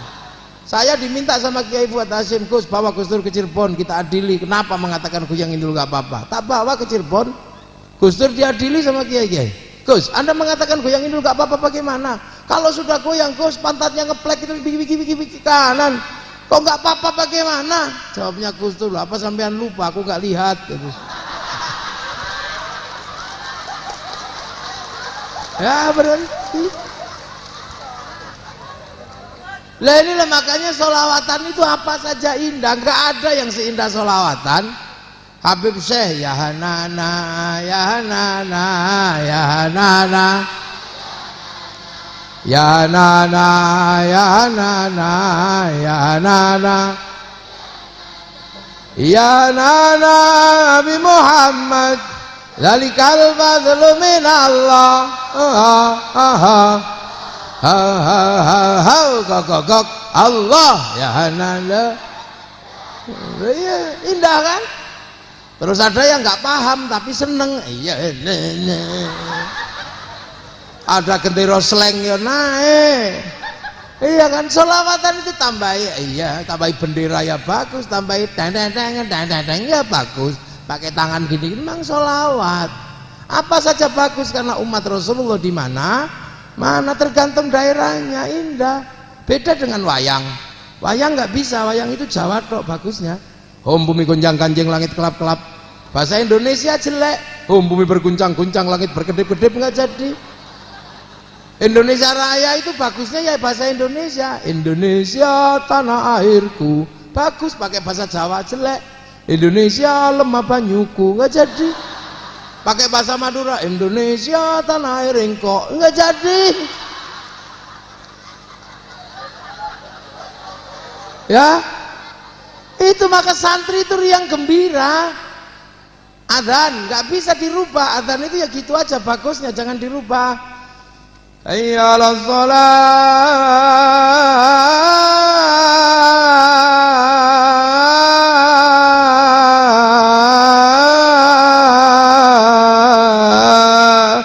Itu adzan, ganti dangdut rusak.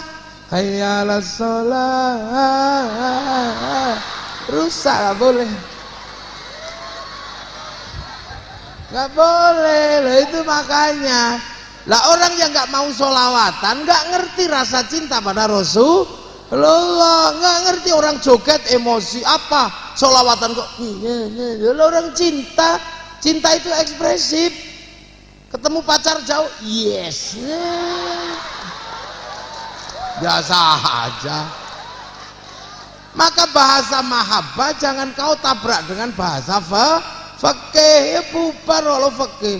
Kalimatnya musyrik, ya Rabbi bil Mustafa balik maqasidana. Lah kalimat cinta dari dulu banyak yang musyrik. Kalau mau diukur, Dek, sehari aku tidak bertemu denganmu, mati aku. Ya musyrik, masa nggak ketemu sehari mati? Ya, musyrik. Maka orang selalu melihat dengan bahasa fakih, makanya ribut. Nggak boleh, haram. Lo dari dulu cinta itu memang aneh kok. Ingin ku mati bila tak ingat dosa, ingin rasanya aku pulang ke rahim ibu. Kalau itu dipikir tawuran. Masa kepalamu segede itu kembali ke rahim ibu? Nggak bisa. Ini bahasa cinta, bahasa umat Rasulullah mengungkapkan cinta. Bahasa cintanya Opik itu musyrik. Opik punya bahasa cinta. Hanya dirimu yang bisa membuatku tenang. Tanpa dirimu aku merasa hilang dan sepi. Musyrik kamu, masa tanpa dirinya kamu hilang dan sepi? Emang kamu nggak punya Allah? Nah, Roma Irama putus cinta, bahasanya musyrik. Ku tahu rumus dunia, emang kamu ngerti rumusnya dunia? Ya Allah aja. Kalimat cinta itu aneh. Pacar hilang, tanya Allah, nggak SMS. Seandainya aku bertemu Tuhan, akan ku tanyakan tentang dirimu. Ya Allah. Lah inilah. Makanya jangan ribut kalau santri sholawatan, jangan dikit-dikit musyrik. Ini bahasa mahabbah, bukan bahasa fakih. Robi'ah al-Adawiyah jatuh cinta sama Allah, kalimatnya medeni wong, menakutkan. Ya Allah, Kalau ada nikmat buatku di dunia aku tidak butuh, berikan sama musuhmu saja ya Allah. Kalau ada nikmat buatku di akhirat aku tidak butuh, berikan sama kekasih-kekasihmu ya Allah. Kalau ibadahku karena aku takut neraka, bakar aku di dalamnya. Kalau ibadahku karena aku pengen surga, tutup surga itu dariku. Tapi kalau ibadahku karena aku rindu padamu ya Allah, awas jangan kau palingkan wajahmu dariku. Berani. Itu bahasa cinta, aneh dipahami. Saya Jalaluddin Rumi begitu jatuh cinta sama Allah pidato, saudara-saudara sekalian kumpul, hari ini adalah peristiwa paling bersejarah di mana Allah merugi, aku yang beruntung. Wani sampean. Ngamuklah semua orang, bagaimana Allah merugi dia beruntung. Pokoknya hari ini Allah merugi, saya beruntung. Akhirnya datang orang besar mau dipenggal kepalanya. Kamu kalau nggak ngomong, jelaskan. Iya, aku dan Allah hari ini saling mencintai. Aku mendapatkan Allah, zat yang begitu agung, aku beruntung. Lah Allah cuma dapat aku model begini, rugi Allah. Leh, kalimat cinta kok dibahas. Ada orang pidato, bahasanya aneh. Saudara-saudaraku sekalian, hari ini aku berhasil berlari dari rahmat Allah dan aku selamat tidak kena rahmat Allah. Ngamuk semua orang, tempilingi dia itu. Gimana dia lari dari rahmat Allah dan selamat tidak kena rahmat Allah? Tempilingnya akhirnya dia nggak kapok pidato. Hari ini saudara-saudara harus tahu, akulah yang paling benci barang hak. Tempilingi lagi, pidato lagi. Hari ini saudara harus tahu, aku memiliki sesuatu yang Allah tidak memilikinya. Wow, tambah ngamuk semua orang. Tapi Sayyidina Ali kan orang pinter, nggak reaksioner ditanya. Kenapa kamu bisa mengatakan kamu yang berlari dari rahmat Allah dan selamat tidak kena rahmat Allah? Ya iyalah, tadi di jalan ada hujan aku lari. Terus aku sembunyi, nggak kena hujan aku nggak kena rahmat Allah. Loh, orang makanya kalau ulama-ulama itu aneh-aneh ngomongnya. Lah terus kamu bilang kamulah yang paling benci barang hak. Ya iyalah, aku yang paling benci. Mati itu hak, pasti terjadi, tapi aku benci, nggak mau mati. Lah terus kamu terakhir bilang kamu memiliki sesuatu yang Allah tidak memiliki. Ya iya, aku punya anak istri, Allah nggak punya. Lo semua makanya butuh ilmu. Ini masalah cinta pada Rasul. Yang tidak mau sholawatan, nggak ngerti mahabbah, jangan pakai bahasa fikih. Quran sama Quran bisa masalah kok kalau nggak pakai ilmu. Yang satu sitati ayamin, yang satu idza arada syai'an ayyaqula lahu kun fayakun. Yang satu innallaha ala kulli syai'in qadir, yang satu innallaha la yughayyiru ma biqaumin hatta yughayyiru ma bi anfusihim. Quran sama fikih bisa konslet. La talbisul haqqo bil batil, akan tetapi ilmu fikih mengatakan darul mafasid muqaddamun ala jalbil masalih, ad-daruratu tubihul mahdhurat, al masyaqqatu tajlibut taisir. Apa ndak konslet? Ayo. Ilmu fikih, ilmu Al-Qur'an sama tasawuf konslet lagi. Wa ma khalaqtul jinna wal insa illa liya'budun innani anallah la ilaha illa ana fa'budni. Tiba-tiba ilmu tasawuf nulis kitab yang kasih judul pertama min alamatil i'timadi 'alal amal nuqsanur raja'i 'inda wujudiz zalal. Apa ndak konslet? Makanya orang harus punya ilmu bejo. Kita ini sampean ini beruntung mendapatkan ilmu dari pesantren di bawah asuhan ulama. Makanya yang paling bagus menggambarkan cinta itu Ibnu Katsir nulis kitab Qissatul Anbiya, menjelaskan manuk kedi. Tahu manuk kedi? Manuk kedi jatuh cinta, merayu kekasihnya kedi perempuan, tapi merayunya di samping singgasana Nabi Sulaiman. Dia lupa kalau Nabi Sulaiman ngerti bahasa burung.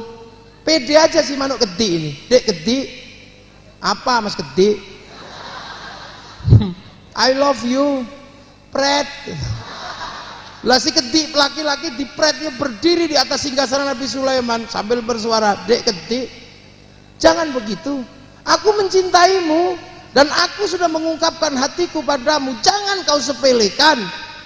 Apakah aku harus membuktikan cintaku padamu? Kalau aku harus membuktikan dengan meruntuhkan kerajaan Sulaiman, akan aku runtuhkan kerajaan ini, akan aku hancurkan kerajaan ini, akan aku porak-porandakan kerajaan Sulaiman, akan kurebut mahkota Sulaiman, ku persembahkan padamu sebagai tanda cintaku padamu. Lah manuk ketik yang segini mau menghancurkan kerajaan. Coba apa yang terjadi? Akhirnya Nabi Sulaiman cuman senyum alati, ketik mulutmu itu loh. Manuk ketik cuman, ya Sulaiman jangan begitulah. Aku mengerti nggak mungkin menghancurkan kerajaanmu, aku kecil, tapi kamu harus ngerti. Inilah kalimat ketik kalau lagi jatuh cinta. Tuh ini. Yang kayak begini nggak bisa dipahami bagi orang yang tidak mengenal mahabbah. Lah santri dari kecil diajari mahabbah pada Rasul. Inilah prinsip dasar ilmunya ulama yang terangkum dalam rumusan ahli sunnah wal jamaah. Makanya kita punya aman wa amilus solihat, kita punya baladil amin, dan baladil amin kita Indonesia. Amma ba'du. Ya udah baru muqaddimah ya. Belum mulai ngaji. Ini kan baru pembukaan. Iya. Ya baru amma ba'du. Kiai kalau ngaji kan ada amma ba'dunya. Lah ya makanya kalau sudah berurusan dengan bangsa jangan main-main. Hari ini kamu boleh kemanapun, boleh berpikir apapun, tapi kamu tidak pernah bisa melampaui bangsamu. Walaupun kamu seperti orang Arab, kalau pergi ke Arab tetap ditanya mana pasportmu. Kita ini tetap warga Indonesia. Kita ke Amerika, pasportmu mana? Makanya kita mesti belajar mencintai bangsa ini, karena Allah memberikan kita bangsa Indonesia. Maka belajar kita pada Malaysia.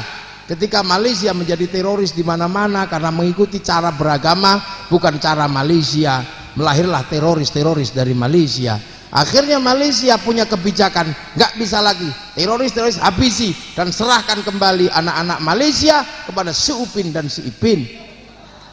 Serahkan pada si Upin dan si Ipin. Si Upin dan si Ipin harus tahu bahwa bangsa ini tidak bisa dibangun oleh satu ras Melayu, tapi ada anak-anak India yang ikut bangun bangsa. Maka si Upin dan si Ipin dikenalkan dengan tokoh kecil namanya Charjit. Dia tidak boleh lupa ada anak-anak Cina di Malaysia, kenalkan tokoh kecil namanya Mei. Dia tidak boleh lupa ada anak-anak Indonesia, bikinkan tokoh kecil namanya Susanti. Dan semua harus diselesaikan oleh cikgu, oleh lembaga pendidikan, dan mulai diajarkan bukan spaghetti, bukan McD, tapi ayam goreng. Nah ini cara mereka bangun bangsa. Amerika nggak boleh malu kalah di Vietnam, bangsanya nggak boleh malu bikin film Rainbow 1 sampai 6. Gagal dengan urusan Saddam Hussein bikin film Hot Shot. Gagal dengan urusan terorisme bikin 12 Strong. Amerika nggak boleh malu kalah dengan Cina urusan spiritual. Cina bikin American Shaolin, American Kung Fu. Nggak boleh malu dengan Jepang bikin American Ninja dan American Samurai. Bahkan film terakhir samurai dari Amerika namanya Tom Cruise dengan judul apa? The Last Samurai. Bangsa Jepang nggak boleh malu anak bangsanya saling bantai antara rezim Tokugawa dan restorasi Meiji, bikinkan film anak-anak yang sederhana judulnya Samurai X dengan tokohnya Rory Kenshin atau Shikenji Himura. Kalian anak milenial, mari kita berpikir ke depan apa bangsa dan negara, bahwa Islam adalah generasi masa depan. Ya'lu wala yu'la alaih. Jangan mundur terlalu jauh ikut orang-orang itu. Perang masa depan adalah perang pengetahuan, bukan lagi masalah celana cingkrang dan masalah jenggot panjang. Itu udah dilewatkan oleh para ulama-ulama dulu ya. Jangan bahas itu, mau jenggoten, kalau mau enggak ya enggak. Jenggot jadi ribut gara-gara Kiai Said mengatakan orang berjenggot itu goblok. Kenapa? Karena di Jawa ada orang yang mengatakan Wali Songo tidak ada, namanya Zainal Abidin.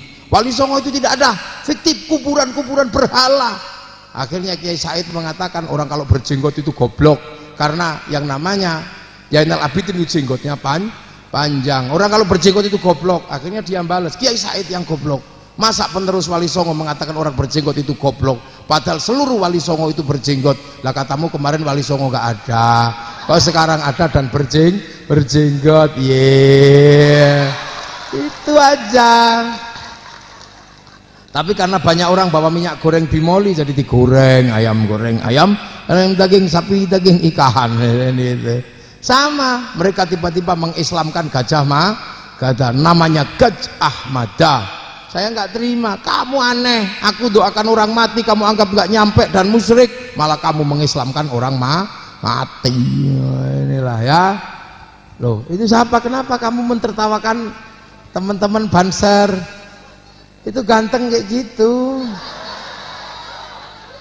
Jangan-jangan itu lo bangsa kita. Saya mau cerita Banser yang sering dibully. Karena apa? Karena jaga gereja. Jangan dibully. Islam mengajarkan lakum dinukum waliyadin, tapi bangsa ini perang agama terbesar tahun 825. Udah selesai di sini ketika Islam sampai. Ada ada Wangsa Sanjaya dan ada Wangsa Sailendra. Wangsa Sanjaya beragama Hindu, Wangsa Sailendra beragama Buddha. Raja Hindu namanya Panuko nggak berani jadi raja, pergi ke India belajar ilmu arsitektur, pulang dikenal dengan nama Resi Gunadarma. Akhirnya orang Buddha mau bangun candi Buddha, minta pendapat dan minta arsitek dari orang Hindu. Akhirnya kemudian ada candi Buddha dibangun oleh arsitek Hindu. Lahirlah Sambara Budura, candi Buddha tapi model Hindu. Tiba-tiba anak Semaratungga namanya Pramodawardhani dari Wangsa Sailendra jatuh cinta sama orang Hindu. Menikahlah anak Raja Hindu dan Raja Buddha. Akhirnya anak Raja Buddha menikah dengan orang Hindu dan orang Hindu tersebut masuk ke kerajaan Buddha bergelar Rakai Pikatan. Akhirnya rukun. Akhirnya yang Hindu dibangunkan candi candi Prambanan. Makanya kalau sekarang kalian ribut 01 dan 02, hentikan. Jangan-jangan anakmu saling jatuh cinta. Akhirnya Balaputra Dewa pulang ke Palembang bangun Sriwijaya, nggak ribut agama, Sriwijaya jadi besar. Sindok pindah ke timur membangun Kadiri dan Doho jadi besar karena nggak ribut agama. Singasari menjadi besar menguasai 2/3 dunia. Majapahit mengukuhkan persaudaraan antar perbedaan dalam Bhinneka Tunggal Ika. Semenjak itu bangsa ini saling jaga, yang Hindu jaga Buddha, yang Buddha jaga Hindu. Maka jangan salahkan kalau Banser jaga gereja, itu sesungguhnya adalah warisan asli bangsa Indonesia. Yang di Bali yang jaga masjid pecalang, orang Hindu. Yang di New Zealand yang jaga masjid orang Nasrani. Dulu tidak ada yang jaga gereja karena gereja tidak terancam, makanya sekarang banyak yang jaga gereja karena gereja terancam. Terancam apa? Oleh bom dan segala macam. Maka santri membuat film membawa tumpeng ke gereja. Itulah bentuk persaudaraan. Tapi ada yang tidak terima kalau ada santri bawa tumpeng ke gereja, karena mereka tidak biasa bawa tumpeng, tapi biasanya bawa molotov, bawa bom, ya ribut aja. Ya, mungkin itu yang bisa saya sampaikan. Semoga ada manfaatnya. Ihdinas siratal mustaqim. Assalamualaikum warahmatullahi wabarakatuh. Bismillahirrahmanirrahim. Alhamdulillahirabbil alamin. Hamdan na'imin hamdan syakirin hamdan yuwafi ni'amahu wa kafi mazidah. Ya Rabbana lakal hamdu kama yanbaghi li jalali wajhikal karimi wa 'azimi sultanik. Allahumma iftah 'alaina futuhal 'arifin bi hikmatika wansur 'alaina rahmatak. Wa dzakirna wa nasina jalal ikram biridaka ya Allah, bi syafati rasulika ya Allah. Ij'al auladana dzurriyyatina talamidana lil 'amali lil khair, lil ibadil qamsul qiyamatul iman ya baina ummatina masyayikhina wal masyayikhil mahdi Allah. Allahumma ighfir lahum warhamhum wa'afi mafanhum. Allahumma la tahrimna ajrahum wa la taftinna ba'dahum waghfir lana lahum. Allahumma ja'al qabrahum ratamiradil jinan. Allahumma zil matam farajan min qubur Muhammadur Rasulullah. Bi haqqil muslimin irji'i ila rabbiki radiyatan mardiyan. Fadkhuli fi ibadi wadkhuli jannati rabbana atina fid dunya hasanah wa fil akhirati hasanah wa qina adzabannar. Sallallahu alaihi sayyidina Muhammadin walhamdulillahi rabbil alamin. Al-Fatihah. Ghairil maghdubi 'alaihim waladdallin. Amin. Ihdinas siratal mustaqim. Siratal ladzina an'amta 'alaihim. Assalamualaikum warahmatullahi wabarakatuh. Allahumma shalli ala sayyidina Muhammad.